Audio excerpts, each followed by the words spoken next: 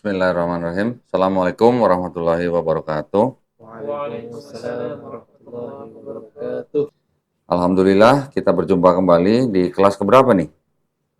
Ketiga apa keempat ya? Keempat ya? Keempat. Eh, berarti sudah. Oke. Yang terakhir kita belajar mengenai apa? Ada catatan nggak? Terakhir. Catatannya coba dilihat yang terakhir. Tentang Sejarah bukan? antara persamaan Yahudi, Nasrani dan Islam. Lupa saya. Enggak, topiknya waktu itu apa ya? Ingat nggak? Catatannya coba dibuka. Sambil buka catatan, ini ya, apa namanya juga, selamat Idul Fitri ya, minal aidin wal faizin ya. Nah, hari ini saya mungkin nanti akan sedikit mengulang dari yang sudah pernah saya sampaikan. Terus nanti akan saya tambahkan dengan sejarah kekristenan dan gereja ya. Nah, dengan mempelajari sejarah gereja, nanti kita bisa membedakan aliran-aliran apa saja yang ada di dalam kekristenan ya. Gunanya apa? Supaya nanti kalau teman-teman berapologetika mungkin dengan para apologet Kristen atau mungkin dengan misionaris, teman-teman sudah tahu nih apa namanya lawan bicaranya itu dari golongan apa dan pemahaman ketuhanan mereka bagaimana gitu. Itu penting ya. Karena di dalam kekristenan itu kan konsep ketuhanannya masih belum kelar nih kalau bahasa Jawa, belum apa bahasa Betawinya gitu ya. Belum selesai gitu antara golongan mereka gitu. Kalau di Islam mau golongan ya mungkin di Islam juga ada ya yang golongan yang disebut dengan golongan apa sesat, tetapi secara mayoritas atau mainstream di bawahnya itu semuanya sama gitu ya, akidahnya sama gitu ya, Allahnya sama, Qurannya sama, nabinya sama gitu. Kalau di kekristenan dari satu Bible itu menimbulkan banyak aliran dan Bible-nya sendiri juga beda-beda gitu kan. Ada yang ingat kalau Protestan berapa surah atau kitab Protestan? 66. Ngomongnya pada pelan-pelan takut amat nih. Yang Katolik berapa? 73. Mic-nya dipakai. Yang Ortodoks berapa? 78. 78. Terus Ethiopia? 81. Nah, karena yang disebut dengan kitab sucinya juga masih beda-beda, jadi aliran akidahnya juga beda-beda gitu ya. Dari yang paling umum yang kita ketahui itu kan di sini kan Katolik dan Protestan. Yang populer gitulah. Ortodoks juga mungkin ada, cuman mungkin tidak terlalu banyak pengikutnya di Indonesia. Padahal di daerah Timur Tengah dan Rusia bahkan itu yang populer malah Kristen Ortodoks gitu. Kemudian kalau yang di Amerika, di Eropa, Protestan dan Katolik. Cuman kita harus mengetahui nih, di bawahnya Katolik juga ada gereja apa aja, di bawahnya Protestan juga ada aliran dan gereja apa aja. Nah, itu yang mau kita pelajarin hari ini ya. Sebelum nanti mungkin kelas-kelas berikutnya kita baru masuk ke dalam kontradiksi di dalam Bible ya, atau masuk ke bidang yang disebut dengan kritik teks gitu ya. Baik. Sebelumnya mohon maaf kalau kelas kita pada hari ini tertunda, tadi sempat tertunda. Jadi baru kita laksanakan sekarang. Berarti kita nanti harapkan bisa selesai paling tidak maghrib ya. Baik, nah sekarang kita masuk ke sejarah kekristenan dan gereja. Kalian bisa lihat di layar TV. Saya membuat diagram ini. Ya, ini saya saya buat sendiri, tetapi dengan alur dan nama-nama yang ada dalam sini saya adopsi dari sebuah channel YouTube yang sangat bagus sekali, yang punya orang Yahudi, tapi dia juga tidak bukan Judaism gitu setahu saya. Tapi dia seorang PhD, ilmunya sangat bagus mengenai sejarah dan silsilah-silsilah, termasuk yang gambar yang di belakang kalian tuh. Silsilah-silsilah. Itu saya beli dari channel dia. Channelnya namanya usefulchurch.com ya. Oke. Pertama-tama kalau kita lihat di atas itu adalah ada kotak bangsa Israel gitu kan. Kenapa kita mau belajar gereja kok ada Israelnya gitu? Kira-kira ada yang tahu nggak? Ya, karena Hah? Karena kekristenan sendiri sebenarnya dimulai oleh orang-orang Israel. Israel gitu. Nah, Israel kan saya sudah pernah kasih mungkin ya sejarahnya bangsa Israel pernah ya. Secara singkat lah ya. Dari mulai Israel kan dimulai dari keturunan Nabi Yakub alaihissalam ya kan. Di atasnya ada Nabi Ishak dan Nabi Ismail. Kemudian di atasnya lagi ada Nabi Abraham atau Ibrahim alaihissalam. Dari keturunan Nabi Yakub itu kan yang disebut dengan Bani Israel atau bangsa Israel kan. Dari Bani Israel itu ada 12 anak yang menjadi 12 suku ya di dalam bangsa Israel. 12 suku ini kan mengalami perjalanan yang sangat panjang di mana di dalam perjalanan bangsa Israel itu mereka sempat beratus-ratus tahun bahkan ribuan tahun itu berada di bawah penguasaan bangsa lain ya. Coba sebutin bangsa apa aja yang pernah menguasai bangsa Israel. Yang pertama apa? Bangsa apa? Waktu bangsa Israel jadi budak di mana? Ya, di Mesir. Mesir. Berarti bangsa Mesir kan menguasai bangsa Israel kan? Terus yang kedua bangsa apa? Assyria. Ya. Kemudian yang ketiga apa? Babilonia. Ya, Babilonia. Keempat apa? Persia. Ya, Ya. Setelah Persia baru apa? Yunani. Ya, Yunani atau Romawi juga gitu ya. Nah, kalau kita perhatikan setiap bangsa-bangsa yang menguasai bangsa Israel itu sistem kepercayaannya atau konsep ketuhanan mereka apa? Pagan. Ya. Jadi mereka mempercayai dengan dewa-dewa atau yang disebut dengan triad, gitu ya. Konsep ketuhanan triad yaitu yang tiga tapi satu, satu tapi tiga.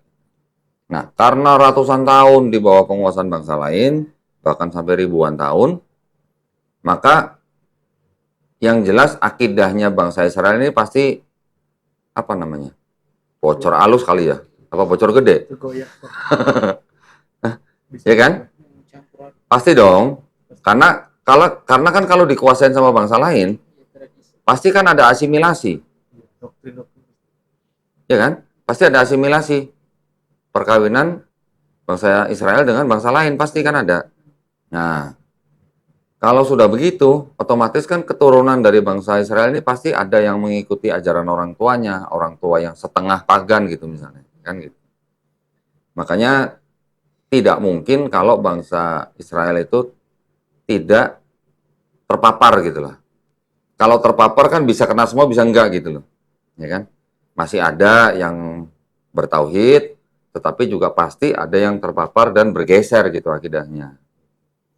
Nah, di bawahnya bangsa Israel itu saya tulis ada kotak pembuangan Babel ya di abad ke-6 sebelum Masehi dari tahun 586 sampai 516. Di situ mereka sedang berada di bawah penguasaan bangsa Babilonia kan. Dari Babilonia itu mereka baru dibebaskan oleh bangsa Persia sehingga mereka bisa kembali ke tanah Palestina atau tanah Kanaan.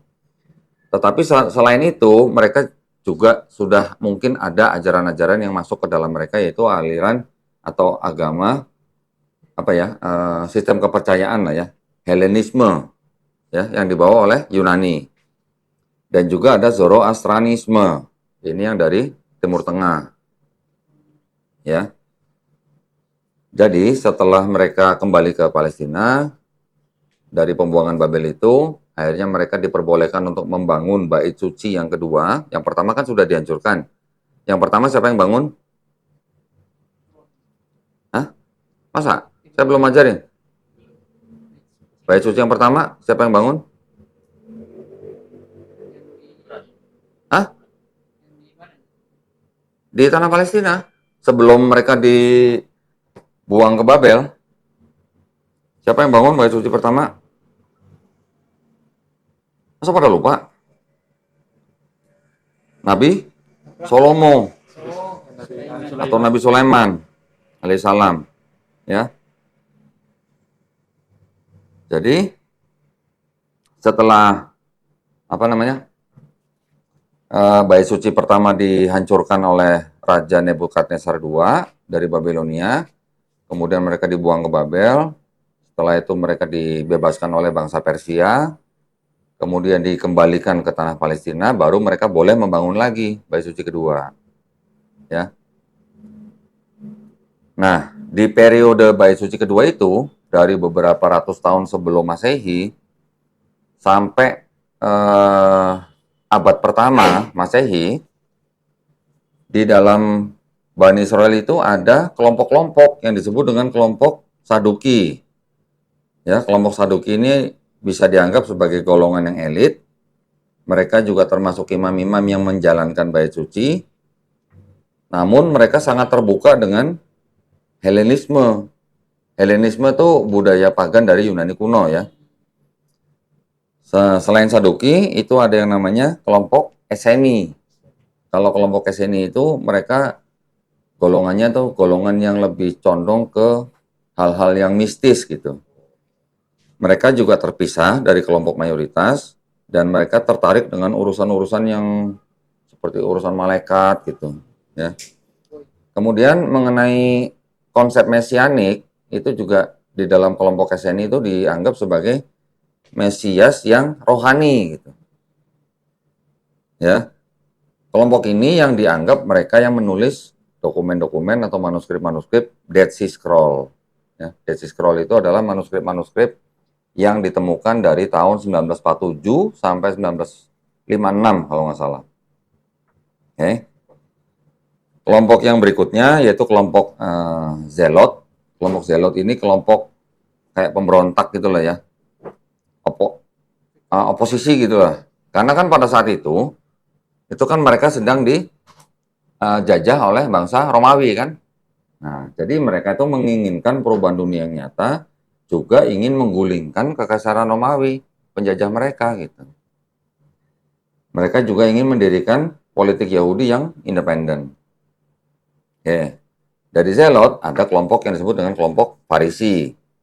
Kelompok Farisi ini termasuk di dalamnya tuh ada rakyat biasa, tetapi juga ada penyalin-penyalin atau penulis, juga ada ulama-ulamanya, ulama-ulama Yahudi yang disebut dengan rabi. Ya. Nah, di luar daripada 4 kelompok ini, sebenarnya ada satu kelompok lagi yang disebut dengan kelompok Samaritan, itu yang paling kanan tuh. Ya. Kelompok Samaritan ini sebenarnya kelompok yang berbeda dengan 4 kelompok ini.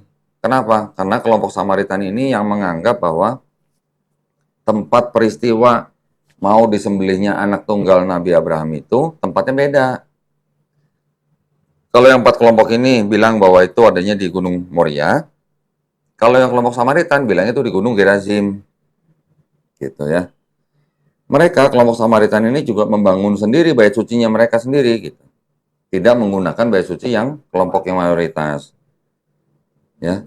Bait sucinya dibangun kira-kira tahun 450 sebelum Masehi di Gunung Gerazim. Nah, bait suci itu sudah dihancurkan kira-kira tahun 110 sebelum Masehi. Kebaca nggak itu tulisan kecil-kecil itu? Nggak kebaca? Hah? Kecil banget ya tulisannya? Oh, kalau di zoom pinggirnya nggak kelihatan dong. Oh, gini lah ya, gini ya. Nah, ini. Saduki, Esseni, Zelot, kemudian Farisi dan Samaritan. Ya. Kalau mau catat silakan.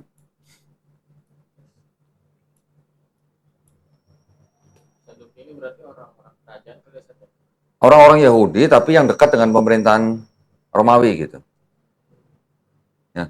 Nah, selain daripada kelompok-kelompok ini, di luar daripada kelompok ini ya, kalau kelompok ini kan kita sebutnya kan memang masih dalam lingkungan Bani Israel gitu lah ya. Nanti kita lihat dari kelompok ini mana yang menjadi cikal bakal timbulnya agama kekristenan. Jadi kalian jangan kaget kalau kekristenan ternyata yang menciptakan adalah orang-orang Yahudi. Ya, jangan kaget. Nah, Siapa kelompok yang mana yang menimbulkan kekristenan? Kita lihat nih di bawahnya nih. Kalau yang Saduki, Eseni sama Zelot, ini bisa dianggap punah gitu ya, karena sudah nggak ada lagi gitu. Tetapi dari kelompok Eseni ini mereka yang beraliran apokaliptik. Apokaliptik tahu nggak? Apokaliptik itu yang sering membicarakan tentang hal yang masa yang akan datang gitu. Kalau di dalam bidang ilmu di sekolah tinggi itu disebut sebagai eskatologi, ya, ilmu eskatologi. Juga selain SNI, ada pengaruh juga atau ada termasuk di dalamnya tuh orang-orang Yahudi yang dari kelompok Zelot. Karena salah satu murid Yesus itu adalah Simon, orang Zelot. Ya. Terus kemudian dari Farisi itu malah ada Paulus. Paulus itu sebenarnya dari kelompok Farisi gitu. Walaupun Paulus dari suku Benyamin, tetapi dia masuk dalam kelompok Farisi. Oke. Nah, selain daripada tiga tadi, SNI, Zelot, dan Farisi, juga ada kontribusi dari orang-orang non-Yahudi yang di sebelah kiri itu ya. Orang-orang non-Yahudi ini orang-orang yang juga memberikan kontribusi dengan agama kekristenan awal. Ini mungkin yang disebut dengan Goyim, ya. Goyim itu non-Yahudi, dianggapnya non-Yahudi. Bisa juga dari orang-orang Romawi itu sendiri gitu. Oke. Nah, jadi setelah ada kekristenan, nah, tahun 70 Masehi baru yang bait suci kedua itu dihancurkan oleh penjajah melalui Jenderal Titus namanya, eksekutornya gitu ya. Tahun 70 Masehi. Nah, dari semenjak zaman bait suci kedua itu dihancurkan, barulah Kristen itu mulai terpecah-pecah gitu. Ada kelompok yang disebut dengan kelompok Gnostik. Nah, kelompok Gnostik ini juga dia condong ke hal-hal yang goib gitu. Mungkin kelompok Gnostik ini asalnya dari kelompok Yahudi yang tadi yang di atas yaitu yang Eseni mungkin ya. Kelompok Gnostik ini mempercayai bahwa fisik dunia yang kita tempati itu adalah hal yang buruk gitu. Dan yang terpenting adalah dunia roh gitu. Jadi kalau di kelompok Gnostik itu mereka mengenal ada Tuhan baik, ada Tuhan jahat. Gitu ya. Nah, kemudian kelompok kekristenan yang kedua yang sekarang kita kenal dengan ajarannya yaitu kelompok Paulinis. Paulinis ini adalah orang-orang yang mengikuti ajaran Paulus. Gitu. Ya. Di dalam Paulinis ini ada juga orang-orang non-Yahudi, ya, seperti orang-orang Romawi. Kan tadi ada kan kontribusi dari orang-orang non-Yahudi kan. Kelompok ini juga tidak mengikuti hukum Taurat, ya. Kelompok ini juga menganggap kematian Yesus itu yang disebut dengan perjanjian baru untuk mereka. Ya. Nah, kelompok dengan paham ini yang menjadi cikal bakal kekristenan awal sebelum nanti terpecah menjadi Ortodoks dan Katolik gitu. Ya. Selain daripada kelompok Paulinis ini, juga ada yang disebut dengan Kristen Ebionites. Isinya orang Ebionite ini juga sebenarnya orang-orang Yahudi juga, ya. Orang-orang Kristen Ebionite ini atau Kristen Yahudi awal ini mereka sunat, tetap sunat, mengikuti Taurat gitu. Mereka juga tidak makan babi, tapi mereka menganggap Yesus itu hanya sebagai pemimpin rohani gitu. Okay. Kelompok Ebionite ini secara identitas kalau boleh dikatakan sekarang sudah tidak ada atau sudah punah gitulah. Jadi mereka yang dikenal dengan kelompok yang disebut dengan Nazarenes ya atau Ebionites gitulah. Ya. Nah, ini ada kelompok yang timbul dari kelompok Farisi. Walaupun tadi Farisi juga ada kontribusi ke kekristenan dengan adanya Paulus, tetapi secara umum kelompok Farisi itu mereka tidak sinkron dengan kekristenan, tapi ulama-ulama mereka itu mereka banyak pindah ke daerah Yafne namanya, ya. Itulah yang disebut dengan kelompok Rabbinic Judaism atau Yudaisme yang kita kenal sekarang gitu. Ya, jadi dari kelompok ini yang kita kenal sekarang dengan agama Yudaisme gitu. Oke. Sedangkan yang Samaritan itu ya masih ada yang disebut dengan kepercayaan Samaritanisme dan orang-orangnya sangat-sangat sedikit di seluruh dunia. Adanya di daerah Palestina, tapi jumlah orangnya mungkin sekarang cuma di bawah 1.000. Hanya di bawah 1.000, mungkin sekitar 800 gitu. Ya. Masih ada ini orang-orang yang Samaritanis. Ini mereka mempunyai Taurat yang masih gulungan itu, dan mereka menyebut dirinya atau kelompok mereka itu sebagai kelompok penjaga Taurat. Gitu ya. Oke, nanti kita ini tadi Rabbinik Yudaisme ini di dalam perjalanannya juga mungkin sebenarnya ada perpecahan sedikit gitu ya. Ada yang disebut sebagai Yudaisme Karaite gitu. Mereka tidak menerima ajaran rabi-rabi sesuai dengan catatan dalam Talmud. Ada juga kelompok yang disebut dengan Beta Israel atau Yahudi Ethiopia. Masih ada nggak Yahudi Ethiopia sampai sekarang? Masih ada. Banyak. Bahkan banyak di negara Palestina. Orang-orang kulit hitam. Gitu. Ya. Oke, kita kembali ke kekristenan. Yang gnostik tadi, secara identitas juga sekarang kita sudah tidak bisa menemukan, atau kita bisa bilang punah, tetapi waktu itu timbul gerakan-gerakan yang disebut dengan Valentinians, atau yang kedua adalah Setians gitu. Valentinian dan Setian ini kurang lebih hampir serupa konsepnya. Ada kelompok yang terpecah disebut dengan Mandeisme. Ya. Nah, kalau untuk yang Paulinis, yang pengikut Paulus, nah ini yang menjadi gereja yang akhirnya berkuasa di daerah situ karena mereka berkolaborasi dengan penjajah, yaitu Romawi gitu. Gereja besar ini periodenya dari tahun 180 sampai 313 Masehi. Ya. Kalau CE itu artinya Masehi ya. Kalau BCE artinya sebelum Masehi. Ada yang tahu nggak singkatannya apa? Kalau BCE itu singkatan dari Before Common Era. Ya. Kalau CE itu Common Era. Setelah ya pas Masehi kan dari tahun 1 kan. Dari tahun 1 sampai sekarang kita sebut dengan CE atau Common Era. Sebelum tahun 1 Masehi disebut BCE, Before Common Era atau sebelum Masehi. Ada juga istilah dari bahasa Latin, ada yang menyebut dengan AD atau AD bahasa Inggrisnya. Dari singkatan Anno Domini. Anno Domini itu artinya tahun Tuhan kita gitu.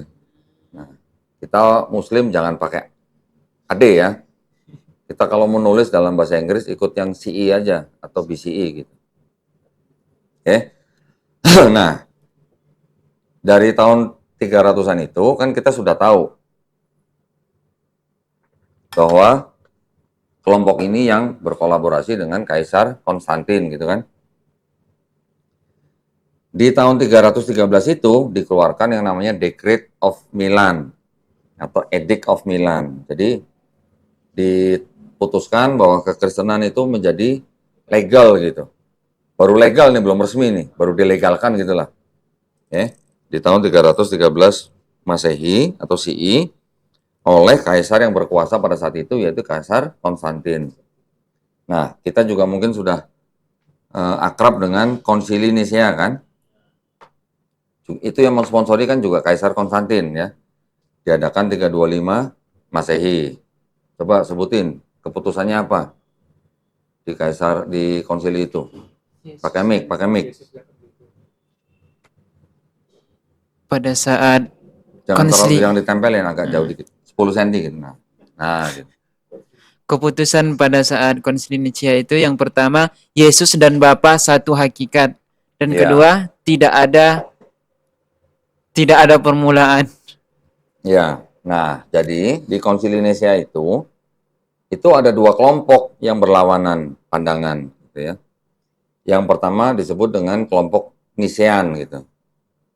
Yang kedua yaitu kelompok Arianisme. Arianisme ini adalah yang dipimpin oleh Arius, yang mana mereka bisa disebut sebagai cikal bakal kelompok atau aliran Unitarianisme. Ya. Jadi di dalam Arianisme ini Mereka menganggap bahwa Yesus itu pernah tidak ada. Maksudnya kalau pernah tidak ada, berarti kalau pas ada berarti Yesus adalah ciptaan gitu. Ya. Yesus itu adalah ciptaan, tetapi dia adalah ciptaan yang mulia, bahkan dia lebih tinggi dari malaikat atau lebih mulia dari malaikat, tetapi Yesus tetap sebagai subordinat atau bawahan gitulah, bawahan dari Tuhan. Jadi bawahnya Bapa gitu. Bukan satu hakikat dengan Bapa gitu. Jadi Yesus tidak dianggap Tuhan oleh kelompok Arianisme ya. Nah, sebenarnya kita bisa secara akademis kita bisa bilang bahwa kelompok Arianisme ini sebenarnya sudah punah juga sebenarnya. Tetapi kita kan sekarang tahu nih ada kelompok yang disebut dengan Saksi Yehova. Walaupun Saksi Yehova ini sebenarnya timbulnya belum lama, paling baru beberapa dekade ini, tetapi konsep ketuhanan mereka tuh mirip sekali dengan Arianisme ini gitu, ya. Saksi Yehova itu walaupun teologinya sangat serupa dengan Arianisme, tapi grup ini tuh baru muncul di tahun 1870, abad 19. Bandingkan dengan abad keempat gitu. 4 ke 19, bedanya berapa abad tuh? Ya kan? 15 abad, 1,5 milenium baru ada gitu. Tokohnya yaitu Charles Taze Russell. Oke. Nah, dari Konsili Nicea ini kan kita sudah tahu lah ya, yang Arianisme itu kan punah karena mereka kan istilahnya kalah voting gitu. Ya kan? Karena Yesus ditentukan atau diputuskan menjadi Tuhan dengan cara di voting. Gitu. Oke. Nah, jadi setelah itu diadakan lagi konsili yaitu Konsili Konstantinopel tahun 381 Masehi yang menghasilkan keputusan Roh Kudus dan Bapa juga satu hakikat. Sama seperti Yesus juga satu hakikat. Roh Kudus berasal dari Bapa dan Anak. Nah, perhatikan nomor 2 ya. Nomor 2 ini nanti yang menjadi sebab musababnya perpecahan dalam kekristenan. Hanya gara-gara yang nomor 2. Dari Konsili Konstantinopel ini, 1 tahun sebelumnya itu sudah dikeluarkan Dekret Tesalonika, ya, atau Edict of Thessalonica. Kekristenan yang sudah dianggap di Nicea itu dijadikan agama resmi negara Romawi. Jadi Romawi yang tadinya mengikuti agama Mitraisme selama kurang lebih 400 tahun, agamanya dirubah menjadi Kristen, ya. Tetapi di dalam situ kan berarti kan ada proses transformasi dari Mitraisme ke Kristen kan. Pasti ada penerimaan, ada penolakan dong. Nah, kira-kira ada yang tahu nggak penerimaannya apa, penolakannya apa, terus yang menjadi konsensi apa gitu? Kira-kira ada yang tahu? Nggak tahu? Belum. Salah satu yang diadopsi atau dijadikan hal yang tetap diterima oleh kedua paham tanggal 25 Desember. Nah, 25 Desember yang awalnya dipakai sebagai hari lahirnya Mitra, Dewa Mitra, dirubah menjadi hari lahirnya Yesus gitu. Ya, itu salah satunya. Yang kedua, patung-patung. Yang awalnya patung-patung dewa-dewa ini, dewa kesuburan, dewa peperangan, dewa apa, itu diganti dengan patung-patung santo atau orang-orang suci, orang-orang kudus gitu. Santo ini, santo ini, santo ini gitu. Jadi orang-orang Romawi yang tadinya menyembah dewa-dewa yang tadi saya sebutkan berubah menjadi bisa dibilang menyembah langsung sih enggak, tapi santo-santo itu dianggap orang suci gitu. Jadi kadang-kadang ya kalau kita di Islam mungkin ada istilah wasilah gitulah, gitu ya. Terus juga pemimpin-pemimpin gerejanya dibebaskan dari pajak gitu. Itu juga. Terus gereja itu sendiri awalnya Kristen nggak punya gereja. Mereka biasanya kalau berjamaah bikin kebaktian tuh di rumah atau di jalan gitu. Pada zaman diteresmikan menjadi agama resmi, jadi punya gereja. Kurang lebih gitu. Oke, sampai sini ada yang mau tanya? Jelas semua?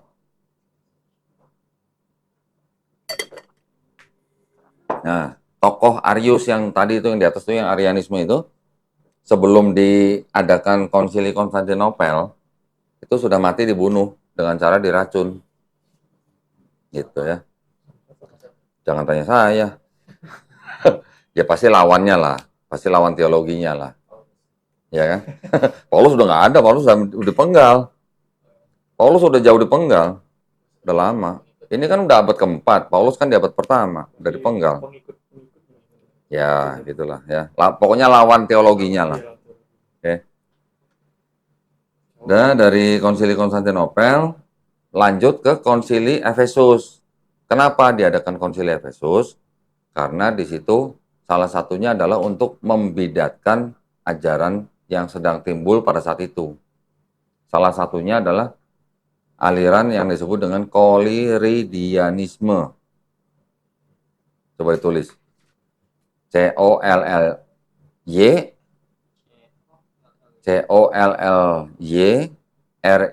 Ridianisme.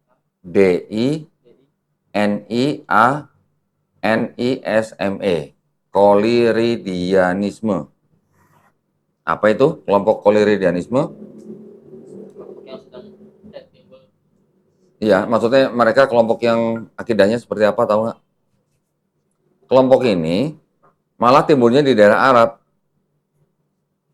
Ayo, malah timbul di daerah Arab. Tapi mereka memuja dan menyembah Bunda Maria. Tuh. Ya.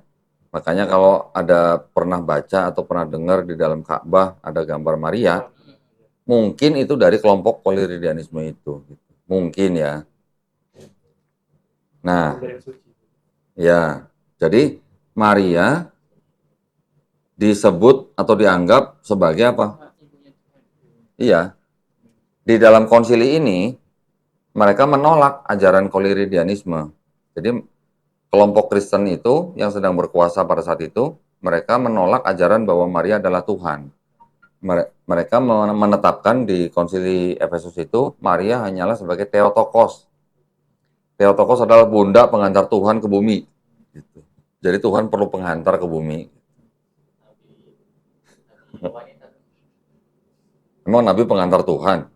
Tapi panjang banget perdebatan tentang ini. Saya pernah dengar kalau di konten TikTok itu panjang banget perdebatan tentang. Ya. Sekarang masih ada nggak aliran koliridianisme? Ada sedikit. Ada. Ada sedikit. Mungkin tidak terlalu eksplisit mereka menyebut alirannya sebagai koliridianisme. Tapi kalian pernah nggak dengar kelompok aliran feminisme? Feminisme pernah dengar nggak? Kelompok yang mengedepankan tentang hak dan status wanita. Iya, ada. Diduga itu adalah penerus daripada aliran koliridianisme. Gitu ya. Kayak memahami tentang kesetaraan gender itu. Ya. Oke. Nah, dari konsili Efesus ini menimbulkan dua kelompok. Nah, kelompok apa ini?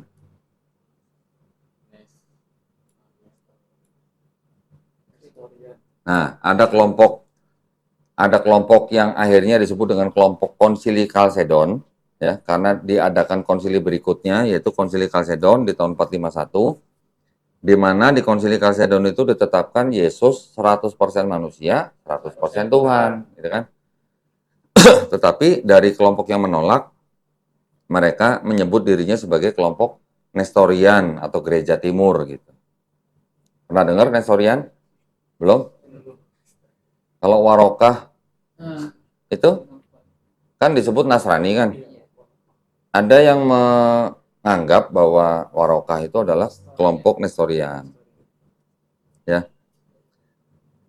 Oke, dari sini saya selesai yang Nestorian dulu ya. Yang Nestorian ini mereka menjadi cikal bakal timbulnya gereja Assyrian, Gereja Timur. Ini kebanyakan di daerah Irak Utara. Mereka itulah yang disebut dengan gereja-gereja kuno timur gitu. Oke. Nah, kita kembali dulu nih ke kelompok yang Kalsedon. Yang Kalsedon ini setelah ditetapkan tadi Yesus 100% manusia dan 100% Tuhan, timbul dua kelompok lagi yang berbeda. ada yang disebut dengan gereja Kalsedonian. Di sini mereka mengikuti paham bahwa Yesus itu punya dua sifat, ya. Satu pribadi, tapi punya dua sifat. Sifat itu kalau bahasa Inggrisnya nature gitu, kodrat lah, ya kodrat ya. Lawannya adalah gereja Oriental Ortodoks atau yang non Kalsedonian. Artinya mereka tidak setuju dengan keputusan Konsili Kalsedon. Yang kelompok ini mereka menganggap Yesus itu tetap satu kodrat atau satu sifat gitu. Satu pribadi, satu sifat atau satu kodrat. Bedanya sedikit kan, bedanya tipis sebenarnya kan. Tapi sudah menimbulkan aliran yang berbeda. Nanti di bawahnya gerejanya beda-beda lagi semua. Ya. Nah, yang Kalsedonian ini mereka lebih hidup lah kalau saya bilang ya, lebih sukses gitulah. Dari gereja Kalsedon ini akhirnya mereka mendirikan kepemimpinan-kepemimpinan di beberapa daerah, yaitu kepemimpinannya disebut patriarkianisme, pemimpinnya disebut patriark, atau areanya mereka sebut dengan patriarki gitu. Ada 5 area, yaitu Patriarki Roma, kemudian Patriarki Konstantinopel, Patriarki Alexandria, Patriarki Antiok, kemudian Patriarki Yerusalem. Kenapa ada garis yang putus-putus, ada nggak putus-putus gitu. Kalau yang putus-putus berarti nanti itu ada perpecahan lagi tuh di dalamnya di bawahnya. Jadi turun ke bawah pecah, tapi pecahannya nanti pecah lagi gitu.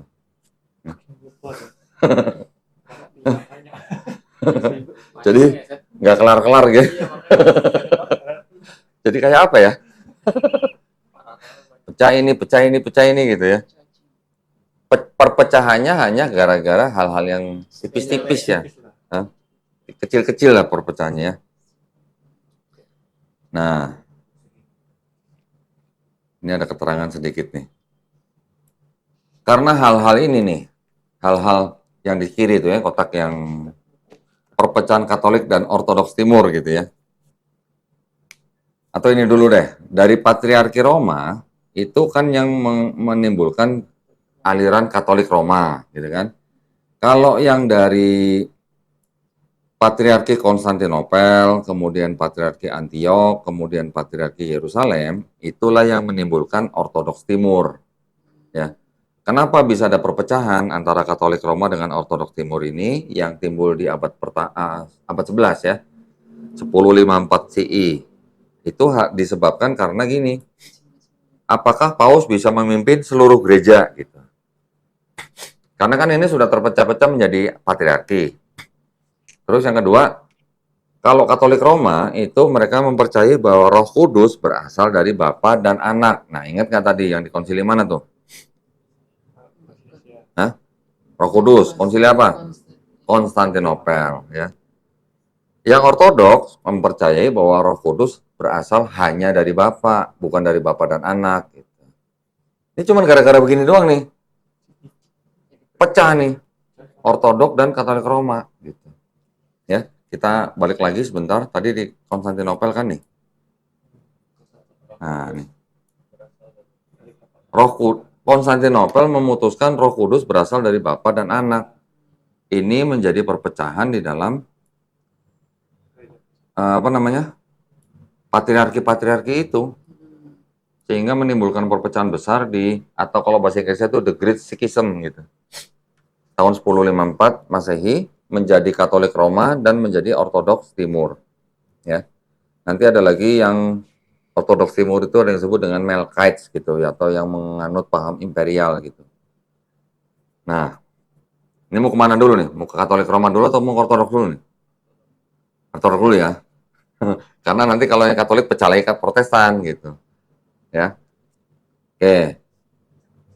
Dari Ortodoks Timur ini mereka menimbulkan yang disebut dengan Patriarkat Ekumenis Konstantinopel. Jadi kan di atas tadi kita udah lihat ada Konstantinopel, Alexandria, Antiok, dan Yerusalem kan.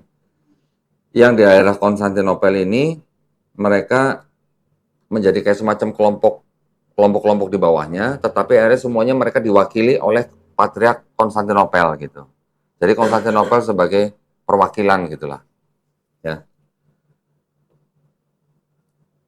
Nah, Kalau yang Patriarki Alexandria menurunkan Patriarkat Ortodoks Yunani dari Alexandria.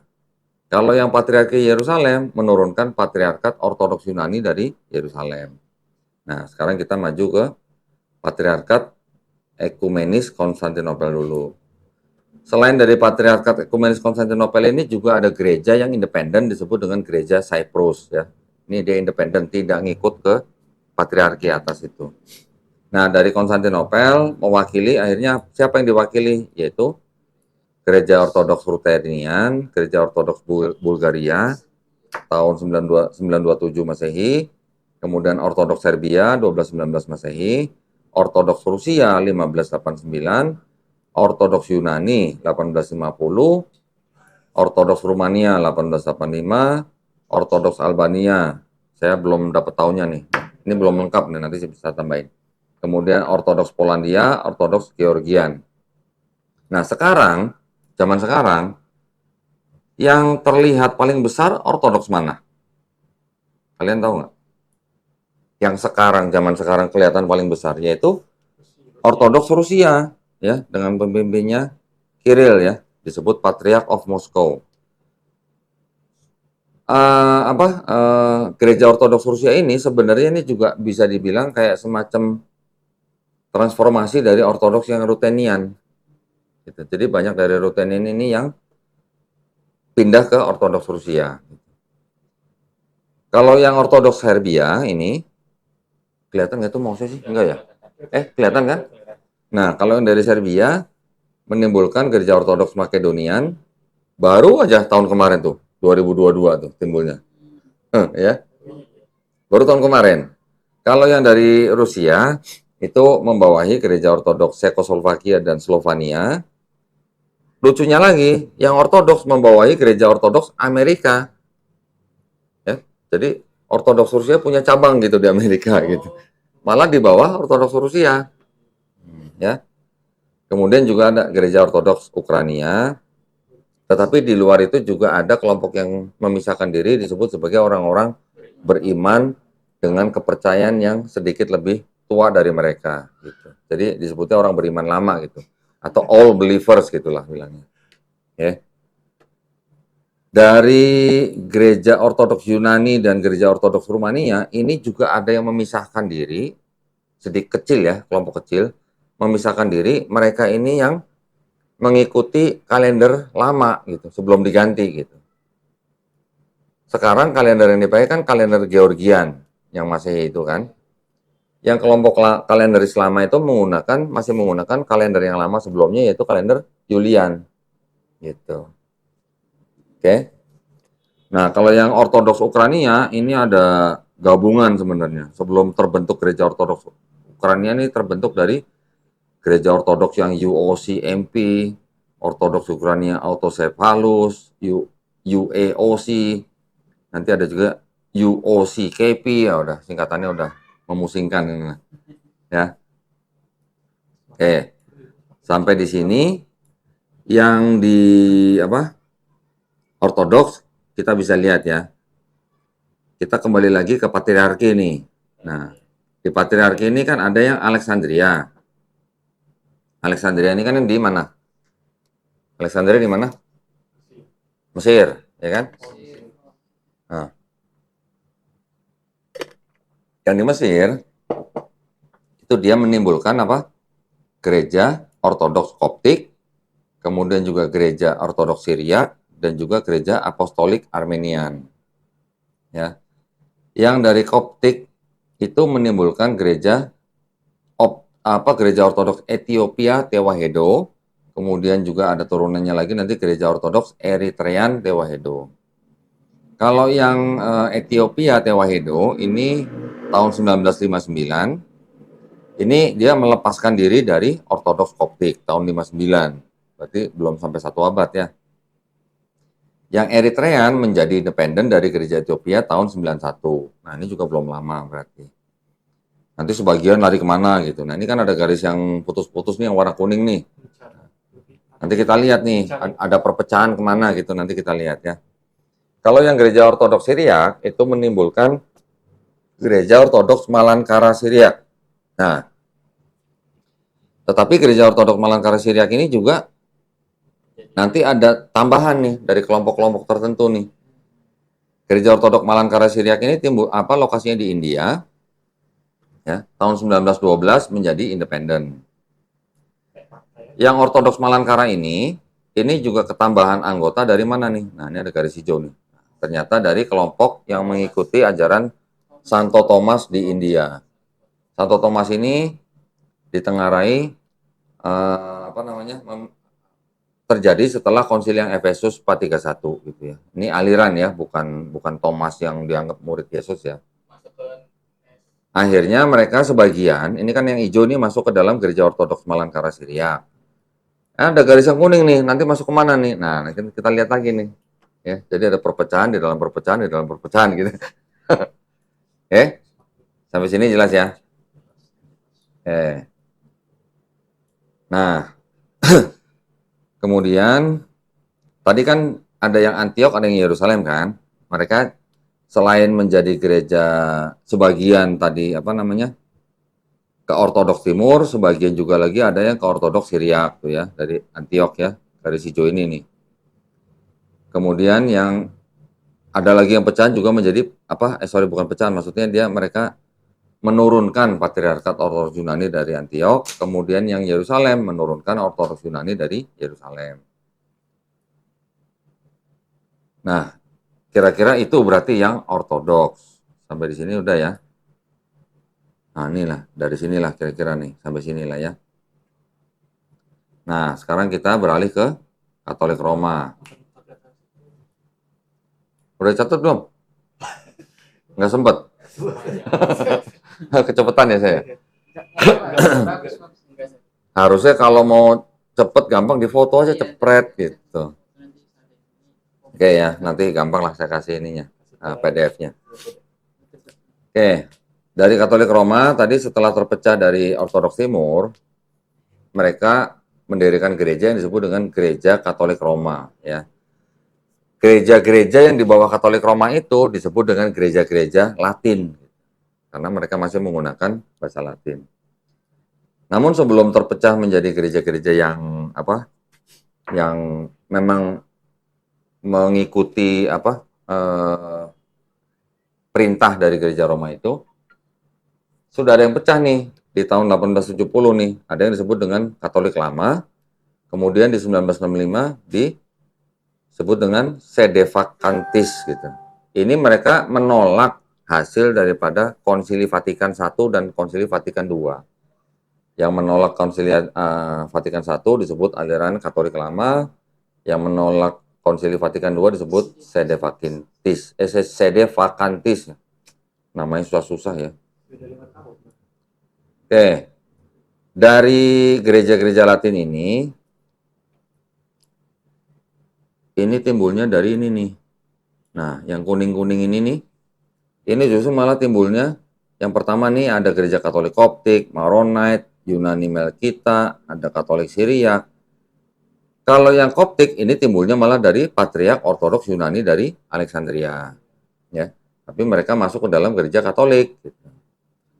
Kemudian yang Katolik Maronite, Yunani Melkita, sama Syriak, ini malah dari Patriarkat Ortodoks Yunani dari Antiok. Ya. Kemudian yang Syriak ini juga mendapat dukungan dari Gereja Ortodoks Malangkara Syriak.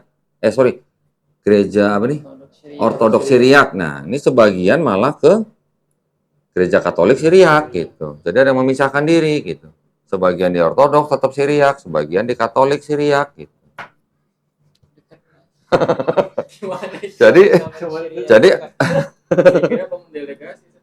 Jadi dari gereja Ortodoks Syriak sendiri ternyata nggak kompak. Ada sebagian tetap di Ortodoks, sebagian pindah Katolik gitulah.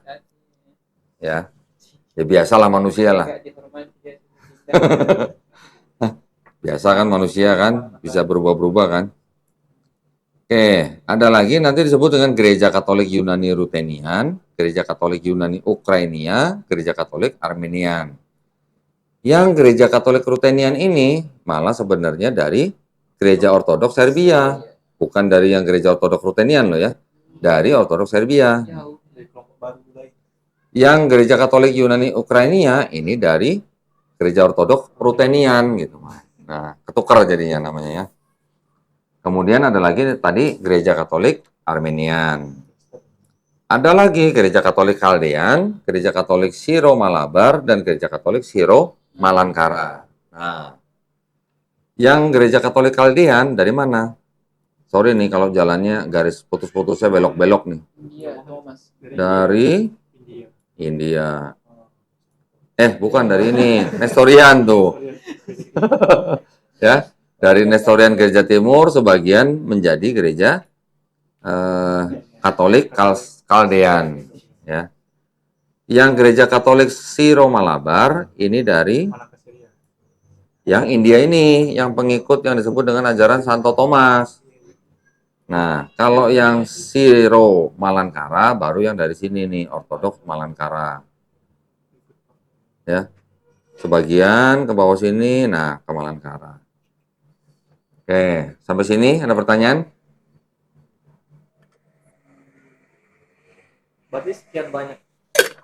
Hmm? Mereka pasti berbeda-beda ini. Berbeda-beda, enggak hanya dalam hal akidah, tapi juga dalam organisasi ya, manajemen. Karena kalau sudah menjadi begini kan urusannya dengan manajemen nih. Banyak banget. Siapa melapor kepada siapa, gitu kan? Siapa memerintah siapa, gitu kan? Yang di atasnya memerintah yang bawahnya, gitu. Kalau yang sudah garis-garis putus ya dia udah perintah, bosnya udah beda, gitu, udah ganti. Keyakinan tadi kan itu, yang perbedaannya di perpecahan-perpecahan itu. Terus apakah mereka yang sudah berkelompok banyak ini dari yang apa yang awal-awal yang disebut bidat?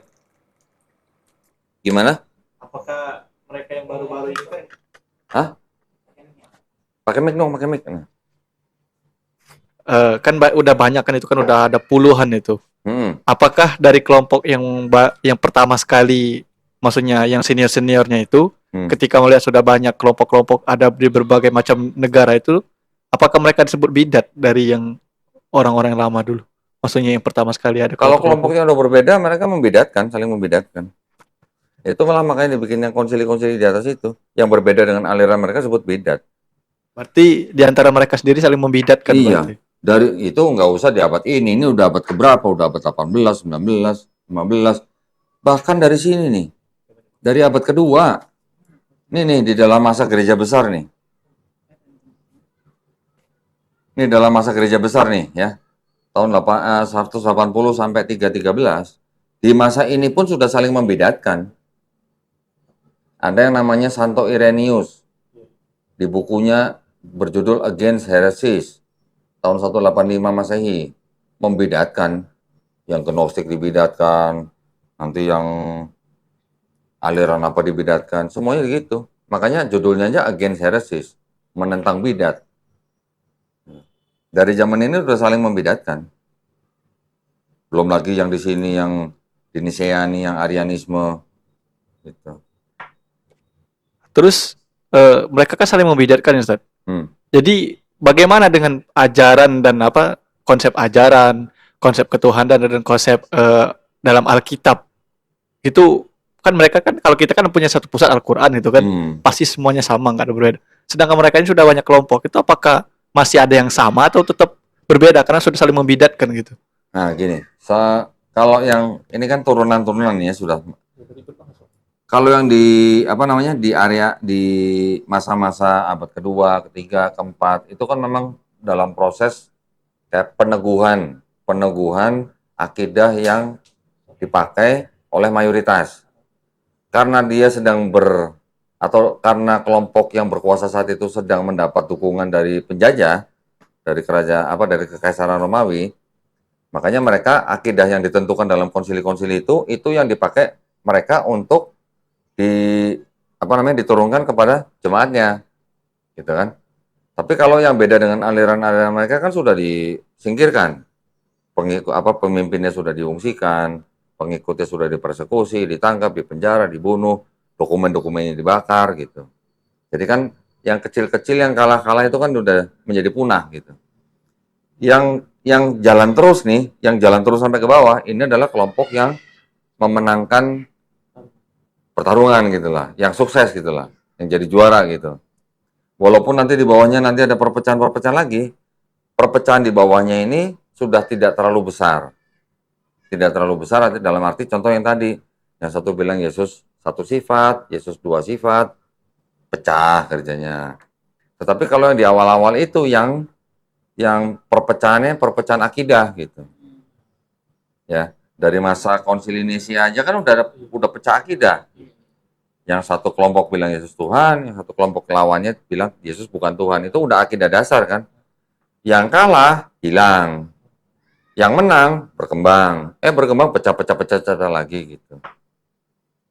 Ya, jadi perpecahan di bawah oleh kelompok yang berkuasa ini, perpecahannya bukan perpecahan yang secara akidah mendasar gitu. Perpecahannya mungkin sudah, kalau kita bilang mungkin udah furu'iyah mungkin ya. Gitu ya, istilahnya gitu lah. Bukan batang tapi cabang gitu lah. Bukan secara akidah lagi, bukan secara fikih. Iya. Bingung juga kita hadapinya. Nah, tapi kan kita tinggal ngelihat gini, kalau antara Ortodoks dengan Katolik Roma, perbedaannya mereka kan satu di ritual, ya. Kedua yaitu tadi yang masalah Roh Kudus berasal dari mana gitu. Nah, gitu. Apa gunanya kita tahu begini? Nah, kalau kita ketemu Katolik Roma kita tahu. Mereka memahami sebagai apa. Kalau kita ketemu orang Ortodoks, kita tahu mereka pahami seperti apa. Kita memahaminya dari ajaran, terus kita kembali ke hasil dari konsilinya. Iya, gitu. Ya. Tujuan kita tahu ini supaya kita tahu, kita mengenal lawan bicara kita atau lawan debat kita, juga kita tahu latar belakang mereka, kita tahu akidah mereka, kita tahu organisasi mereka, ya, supaya nggak salah argumen. Saya berapa kali sering berhadapan dengan orang yang disebut dengan sekarang saksi Yehova, ya. Ini yang teologinya sama dengan Arianisme. Saya berargumen Yesus bukan Tuhan, sama ternyata gue juga ngakuin Tuhan Yesus gitu. Nah kan percuma, argumen begitu kan percuma gitu ya. Gitu. Oke, ini tadi kita sudah sampai di Katolik ya, Katolik Roma kan. Nah, Katolik Roma kan diprotes nih, ada yang protes tuh. Siapa yang protes? Katolik. Ada yang tahu? Hah? Siapa orangnya namanya? Tahu nggak? Martin Baca lagi nih. Kalian nih gue gedein dah. Tokoh pendiri Protestan adalah Martin Luther. Kalau dari Protestan itu kali protes. Iya memang nama aliran nama kelompok Protestan memang dari kata protes. Apa yang diprotes oleh Martin Luther? Nah, Martin Luther membuat tesis. Di dalam tesis itu ada 95 poin yang dia protes kepada Katolik pada saat itu. Nah, itu adalah poin-poin yang Martin Luther protes ke Katolik. Salah satu yang paling populer yang diprotes oleh Martin Luther itu adalah surat penebusan dosa. Ya, jadi kalau di Katolik waktu itu pada zaman Martin Luther hidup itu ada praktek jual beli surat penebusan dosa atau pengampunan dosa. Gitu. Jadi kalau di dalam tradisi Katolik itu kan ada yang disebut dengan di dalam gereja itu kan mereka menyediakan bilik-bilik kecil.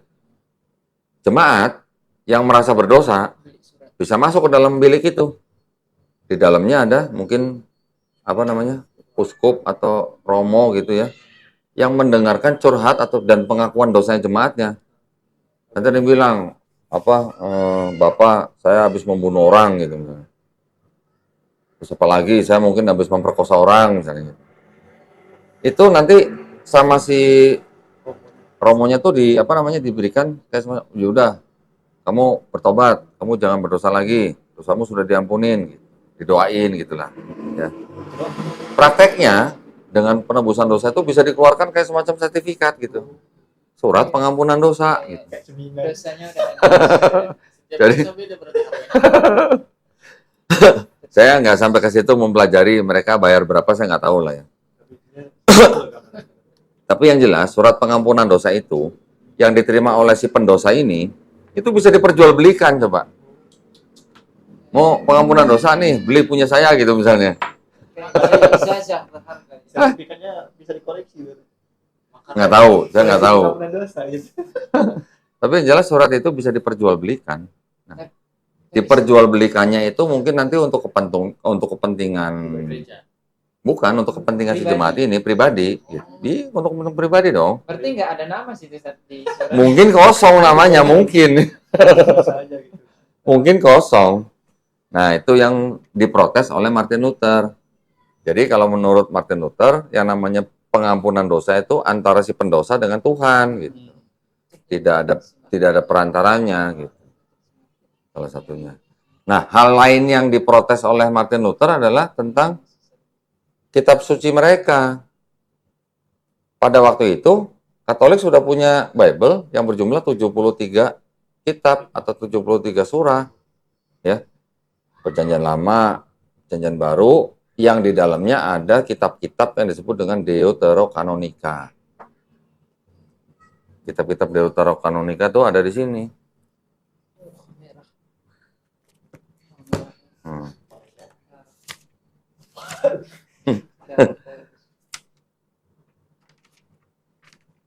Nih, apa aja nih? Ada kitab Yudit, ada kitab Tobit, ada Makabe 1, 2, Makabe 3, 4, bukan, Makabe 3, 4 bukan sini. Ada Esra dengan bagian-bagian tambahan. Nanti ada apa lagi nih? Apa ya nih? Baru. Beberapa yang tadi saya sebutkan adanya di Katolik. Nanti ada tambahan lagi. Yang di Ortodoks ternyata 78. Yang di Ethiopia ternyata 81 gitu. Ya, ada apa nih? Kitab Bin Sirah ada. Kemudian ada Baruch namanya. Ada kitab Susana malah nih. Ada kitab tambahan dalam Daniel. Gitu. Ya. Jadi itu kitab-kitab yang tidak diakui atau ditolak oleh Martin Luther. Nah, jadi Martin Luther menyusun sendiri Bible-nya tanpa Deuterokanonika itu. Karena dianggap itu bukan firman Tuhan. Ya. Ngarang sendiri. Bukan ngarang, dia membuang atau tidak menerima. Oke, dari Protestan timbul kelompok-kelompok kecil juga yang mungkin bisa disebut sebagai proto-Protestan ya. Tolong ditampilkan coba. Nah, itu yang disebut dengan kelompok Waldensian yang didirikan oleh Peter Waldo. Nanti ada lagi kelompok Hussites yang didirikan oleh John Huss. Dari Hussites ini turun menjadi gereja Moravian. Ini tapi kelompok-kelompok yang bisa dibilang proto lah ya. Sebelum Protestan itu mungkin resmi atau bagaimana ya. Nah, dari Protestan ini menimbulkan kelompok-kelompok lain yang populer ya. Yaitu kelompok Lutheran sendiri. Karena ini fokus kepada ajaran Martin Luther, di mana di Lutheran ini menurunkan akhirnya mempunyai pusat gereja-gereja Lutheran yang di Jerman gitu ya. Nanti dari pusat gereja-gereja yang di Jerman ini menurunkan lagi gereja-gereja evangelikal di Jerman.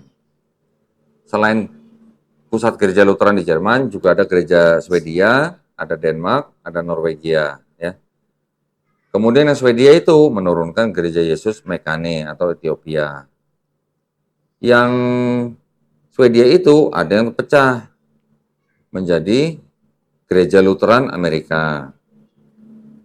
Terus yang dari Lutheran di Jerman juga ada yang pecah menjadi gereja Lutheran Amerika juga, tapi asalnya dari pusat yang di Jerman. Nanti ada lagi gereja Denmark juga pecah. Itu disebut dengan Sinode Gereja Lutheran di Missouri, ini juga di Amerika. Oh, mungkin ini pada hijrah ke Amerika terus pada bikin gereja sendiri gitu ya. Jadi ketiga pecahan ini menimbulkan gereja Lutheran Evangelis di Amerika. Nah, sekarang kita sudah tahu memahami Lutheran ya. Lutheran ini memang cukup populer karena kebanyakan gereja yang di Indonesia pun itu beraliran Lutheran. Termasuk HKBP. HKBP yang itu sebenarnya itu Lutheran gitu. Nanti bisa dicek di Indonesia gereja Lutheran itu apa aja bisa. Oke. Nah, selain daripada kelompok Lutheran ini, yang kedua yang cukup populer di Inggris yaitu gereja Anglikan. Ini termasuk Protestan. Tetapi dia apa ya? Penyebabnya itu karena gini, saya dengar ini dari pencetusnya dari Raja Henry ke-8 nih. Raja Henry ke-8 kan istrinya 6. Ya. Raja pada waktu itu masih di bawah Katolik, istrinya 6. Gitu. Dia mau cerai sama istri yang pertama gitu. Dia nanya sama pemimpin dia yang di Roma kan, ternyata nggak dijawab atau nggak dibantu gitu loh. Akhirnya mungkin karena kesel dia bangun gereja sendiri, namanya gereja Anglikan. Ya. Gereja Anglikan ini menimbulkan atau yang utama itu gereja di Inggris, kemudian ada juga gereja yang di Irlandia. Nah yang di Inggris ini menurunkan gereja episkopal di Amerika, juga gereja Afrika Selatan, Anglikan Afrika Selatan, Anglikan Kanada, Anglikan Afrika Selatan. Kok ada lagi Afrika Selatan? Oh, kok ada 2 nih. Afrika Selatan ada yang 1962 dan 1870. Mungkin yang Afrika Selatan ini juga ada terpecah lagi dari yang episkopal dan Anglikan Kanada tuh. Bergabung menjadi gereja Anglikan Afrika Selatan. Nanti ada lagi gereja Anglikan Australia dan Anglikan Afrika Selatan ada lagi tuh, yang 79. Ini mungkin pecahan-pecahan inilah ya, apa namanya? Pecahan-pecahan sekte lah ya. Gitu. Nah, selain daripada Anglikan, ada lagi yang disebut dengan kelompok reformis atau reform. Ini digagas oleh pendeta John Calvin namanya. Nah, dari reform ini menimbulkan atau menurunkan gereja Protestan Swiss 1520. Kemudian juga ada kelompok yang disebut dengan Presbyterian 1560. Dia menjadi gereja Protestan Skotlandia. Ada lagi nanti Huguenots Prancis 1560. Nanti ada lagi gereja Reform Hungaria 1567. Tapi ada juga yang belum resmi itu disebut dengan gereja Reform Belanda yang mana pecah kemudian membentuk menjadi gereja Protestan di Belanda. Ya. Ada juga pecahannya itu sampai ke beberapa gereja Lutheran dan Reform di Amerika, bergabung dengan gereja-gereja jemaat dan koneksi Kristen.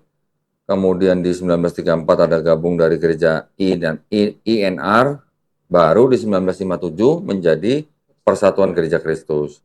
Sedangkan yang dari gereja Protestan Skotlandia itu menimbulkan ada 2 kelompok, yaitu Presbyterian lainnya di USA, di Amerika. Abad ke-18 itu juga timbul gereja Presbyterian Amerika karena ada kelompok yang berbeda nih. UPC USA sama PCUS gitu.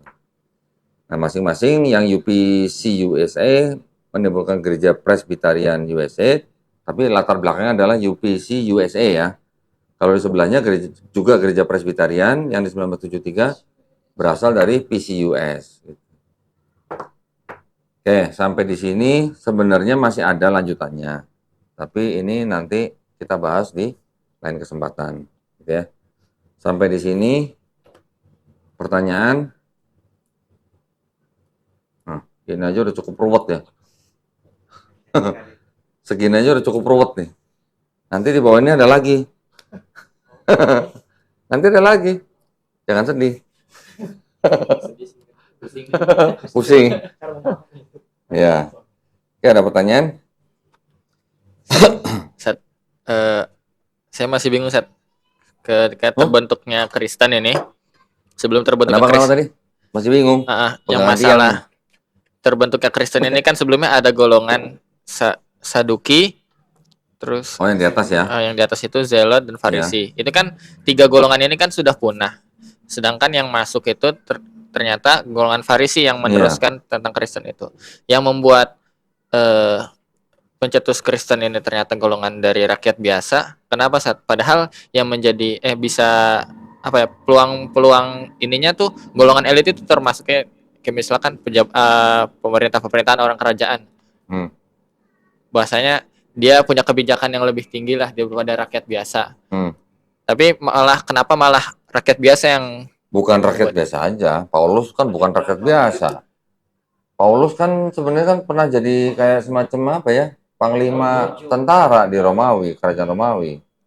Bahkan dia yang mengejar murid-murid Yesus, ya kan, yang menangkap, memenjara, membunuh gitu. Jadi Paulus kan sempat punya kedudukan, gitu di Romawi ini. Karena kelakuannya dia, terus kemudian pada satu misi dia pergi ke mana? Damaskus. Di tengah jalan di gurun pasir, mungkin dehidrasi atau apa saya nggak tahu ya. Dia mengaku melihat sinar, mendengar suara. Gitu. Saul, Saul, kenapa kau menyiksa aku? Gitu.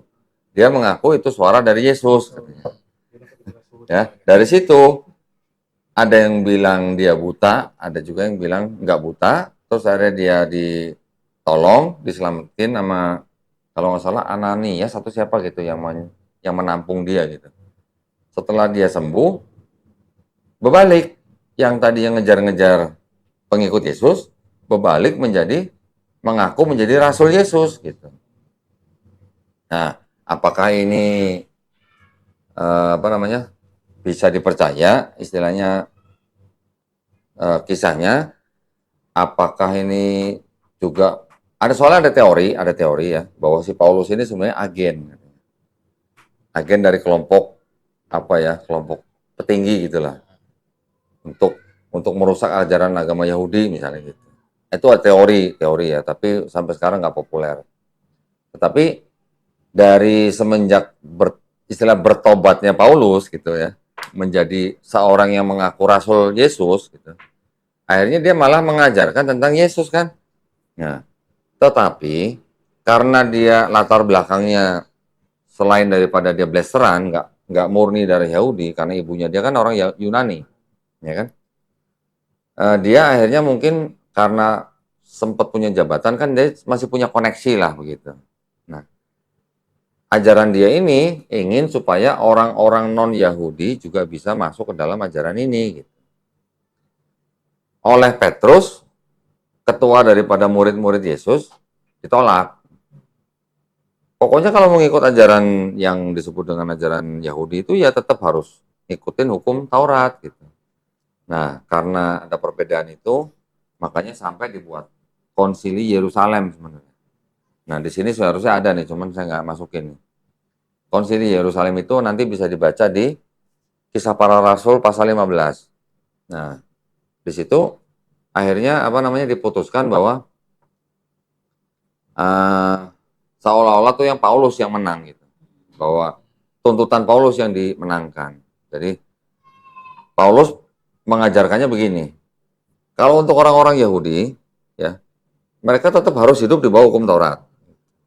Tapi kalau yang tidak berasal dari Yahudi, orang-orang non-Yahudi atau disebut Goyim, boleh nggak sunat. Mau sunat, kalau mereka tetap sunat, dibilangnya apa? Kematian Yesus di atas kayu salib jadi tidak berguna bagi kamu. Kalau yang nggak mau sunat, yang mau sunat malah.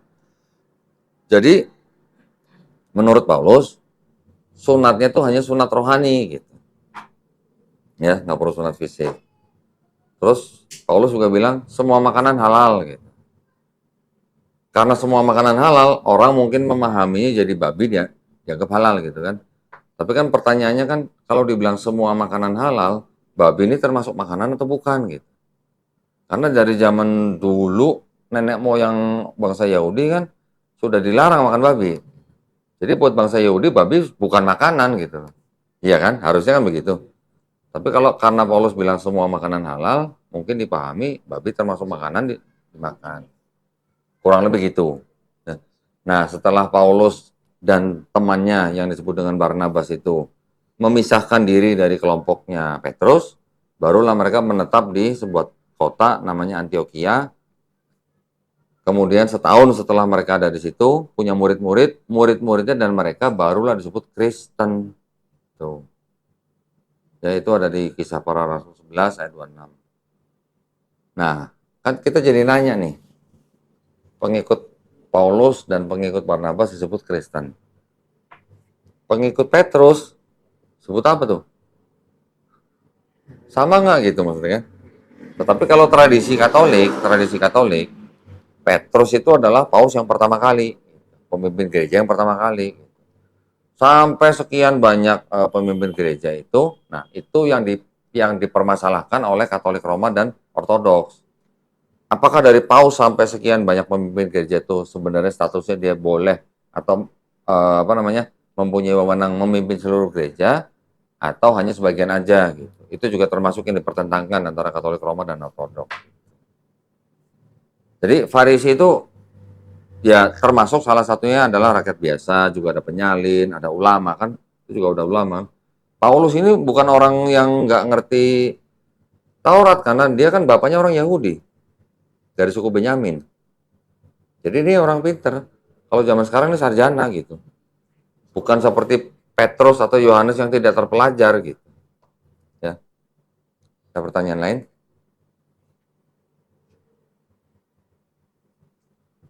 Ini kalau saya tambahin sejarah bangsa Israel ke atas mungkin ditambah banyak lagi nih. Tapi kan karena ini kan kita bicara sejarah kekristenan jadi cukup sampai di situlah. Ya.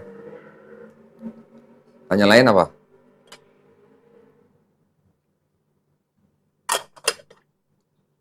Jadi ada juga orang mikir Katolik Roma dan Ortodok ini dari dulunya memang sudah pisah. Ternyata baru di abad ke-11 baru pisah. Baru 1054 baru pisah. Ya. Ayo tanya. Yang nggak nanya ditanya loh. Bismillah, izin bertanya, San. Siap. Terkait tadi kan gereja itu banyak itu pembagian-pembagiannya. Misalkan nih, mereka yang mengikuti pemahaman Ortodoks, mungkin gerejanya di tempatnya itu nggak ada gitu. Yang ada di situ cuman pemahaman Katolik. Boleh nggak mereka itu beribadah di gereja tersebut gitu? Wah, kalau nanya boleh nggak boleh sih sebenarnya yang bisa menjawab tuh pemimpin orang itu gitu. Dia ngikut yang mana gitu. Biasanya sih kalau menurut gereja Ortodoksnya pasti dibilang nggak boleh. Pasti. Tapi setiap jemaat ini kan sebenarnya punya kebebasan.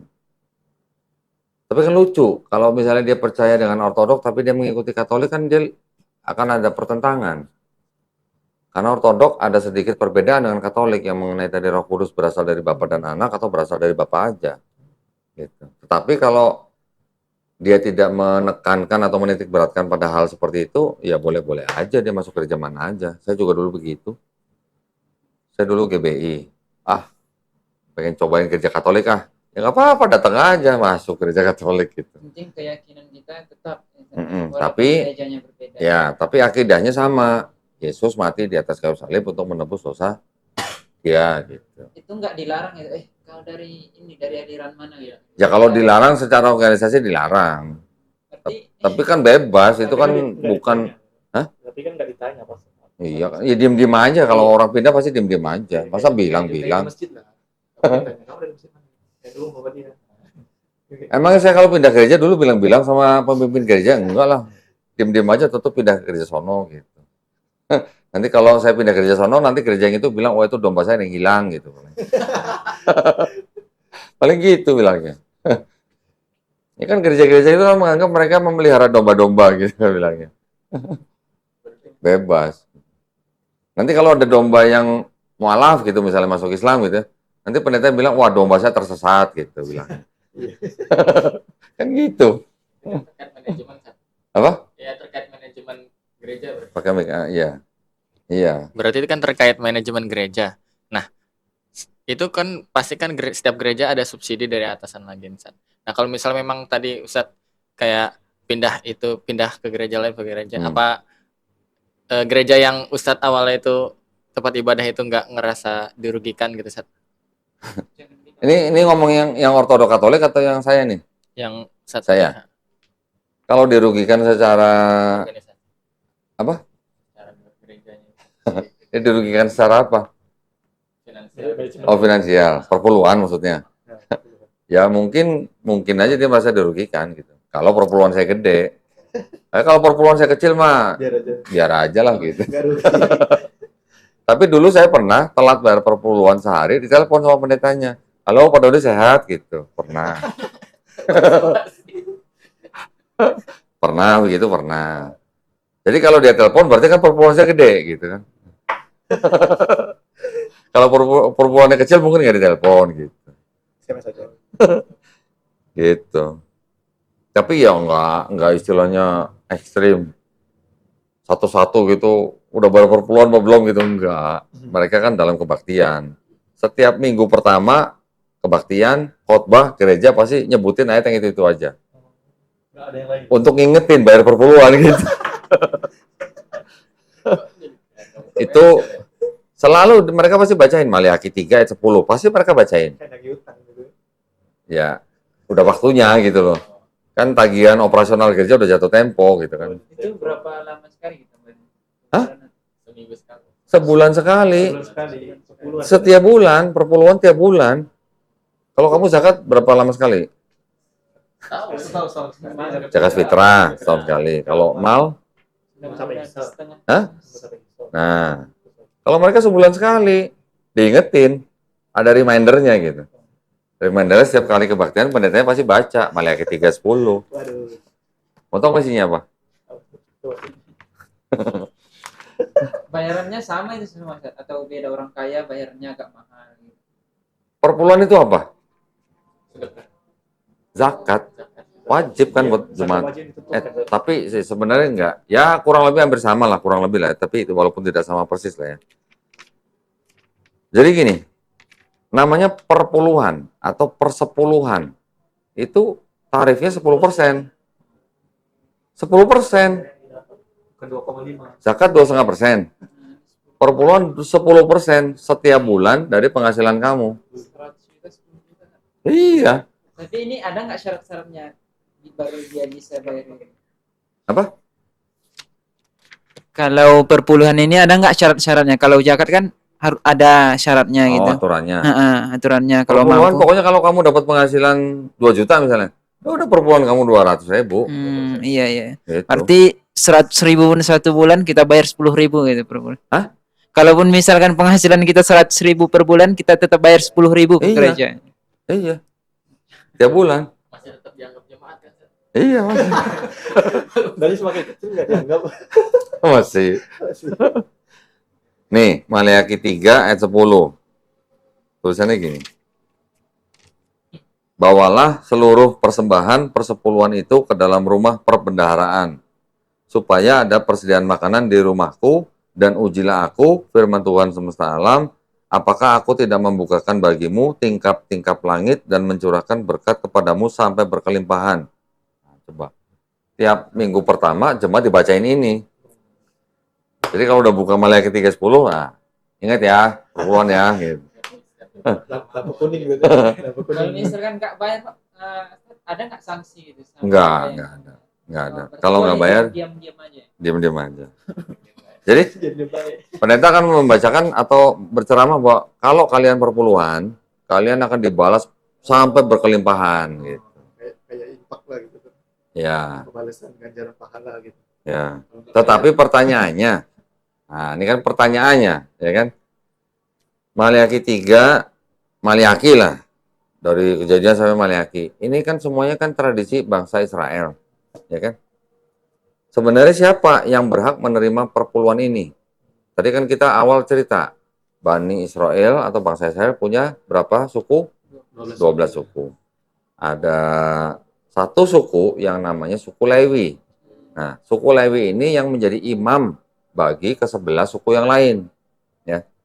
Jadi mereka tidak bertani, mereka tidak beternak, mereka tidak berperang, mereka tidak mencari uang seperti suku-suku yang lain gitulah. Mereka khusus menjadi imam. Jadi suku-suku yang lain ini harus setor perpuluhan ke suku yang Lewi ini gitu loh. Terus yang bisa menikmati perpuluhan ini siapa? Ya selain suku Lewi juga untuk orang-orang yang bepergian, musafir, juga apa orang-orang miskin, yatim piatu, janda-janda, mereka juga bisa menerima ini. Ya, tapi sekarang di dalam kekristenan kan mereka bukan Bani Israel nih, bukan bangsa Israel. Pendeta-pendeta yang di gereja juga bukan bangsa Israel kan, bukan keturunan suku Lewi gitu. Kok menerapkan ini gitu? Sedangkan Paulus menerapkan nggak perlu sunat hati, nggak perlu sunat fisik, sunat hati aja. Sunat hatinya diterapkan, tapi kok nggak ada perpuluhan hati gitu? Kok adanya perpuluhan fisik gitu? Iya. Kan boleh dong, pertanyaan begitu boleh dong. Kenapa gitu? Padahal di luar perpuluhan itu ada lagi nanti apa? Buah sulung. Ada lagi kolekte, persembahan kasih gitu lah. Di luar itu nanti ada lagi mungkin yang buat pembangunan dan segala macam. Buah sulung tahu nggak apa? Yang pertama. Ya, apa? Apa yang pertama Gaji apa? pertama. Gaji pertama, berapa persen? Semuanya. 100%. Bayar semua. 10 juta ada gaji bayar semua. Jadi kalau misalnya siapa kamu namanya? Fajar. Fajar. Misalnya Fajar pertama kali kerja nih. Dalam 1 bulan kerja, butuh duit dong buat transport, buat makan, butuh duit dong. Begitu gajian bulan pertama, yang diterima semua 100% ke gereja. Berarti bulan kedua, butuh modal lagi dong buat makan, buat transport dong. Gajian bulan kedua baru diterima pakai sendiri. Potong 10% gitu. 100%, 100% lagi. Yang bulan kemarin udah ditepopin. Enak yang jadi ini pendeta postur yang di gereja itu. Hah? Pakai mic dong, pakai mic. Aduh. Sayang banget suaranya jadi kecil. Jadi enaknya ini jadi postur yang di gereja itu Ustaz, menerima itu. Pastor. Pastor. Iya. Ya, begitulah. Tetapi saya juga pernah mengenal atau mengetahui ya, ada gereja yang mengajarkan perpuluhannya begini. Jadi bukan terima penghasilan sekian langsung potong 10% enggak. Tapi dari penghasilan berapa dipotong biaya hidup, sisa berapa baru dari sisa itu 10%. Itu ada gereja yang mengajarkan begitu ada. Itu bagus ya. Ada yang begitu. Bagus. Ada yang begitu ada. Jadi kebutuhan kita terpenuhi. Bukan kita mereka. Ya. Ada lagi pertanyaan? Tapi mereka Ustaz, kalau misalkan nggak bayar puluhan tadi, ada nggak dosa gitu? Kalau kita kan zakat, kalau nggak bayar zakat diperangi dalam Islam. Mereka ada nggak dosa gitu? Saya sih nggak pernah dengar sampai dibilang berdosa sih, nggak sampai segitu kayaknya. Nggak. Cuman ya apa ya, kurang ajar kali ya.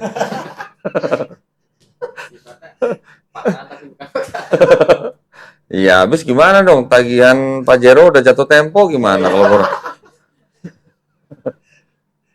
Aduh. Gitu. Ya, itu perpuluhan itu. Kalau mau belajar apa ayat-ayatnya apa saja yang digunakan dalam perjanjian lama, di ulangan, itu ada ayat-ayat mengenai perpuluhan itu ada.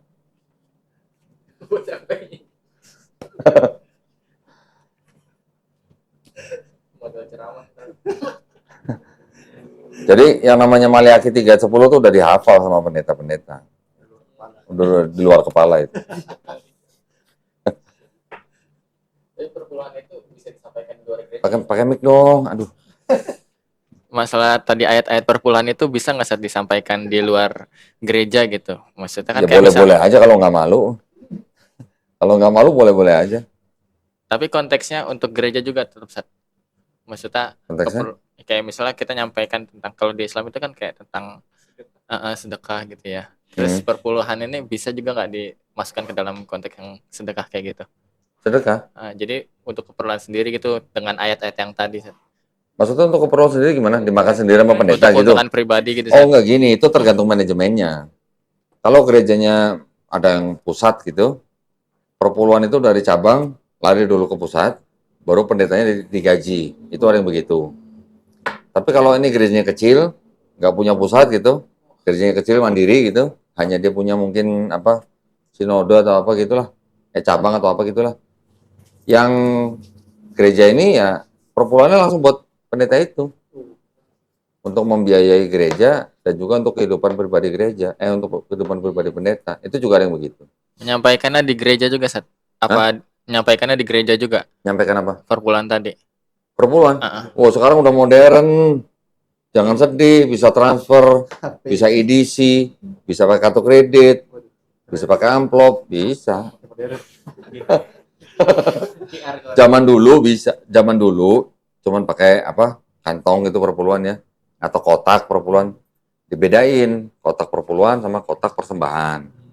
Yang kolektor ini, yang perpuluhan ini. Zaman dulu uang cash, pakai amplop atau. Zaman sekarang mereka pekerjanya tuh ngider ke setiap jemaat bahwa ada yang bawa mesin EDC, ada yang bawa kantong.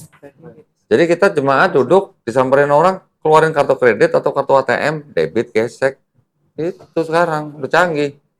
Transfer juga boleh. Nanti bukti transfernya dimasukin amplop, dimasukin kotak juga boleh. Bisa gitu. Tenang aja. Banyak jalan. Selalu ada solusi. Iya. Mungkin sekarang sudah pakai QRIS. Mungkin sekarang sudah pakai apa? Dana atau Sakuku gitu. Bisa. Canggih kan sekarang kan. Udah pakai dompet elektronik sekarang. Ya. Azan ya? Azan ya, alhamdulillah. Sudah azan maghrib, kita sudahi dulu ya kelas kita pada hari ini. Mudah-mudahan bermanfaat buat para teman-teman di sini. Barakallah, wabillahi taufiq wal hidayah. Wassalamualaikum warahmatullahi wabarakatuh. Waalaikumsalam.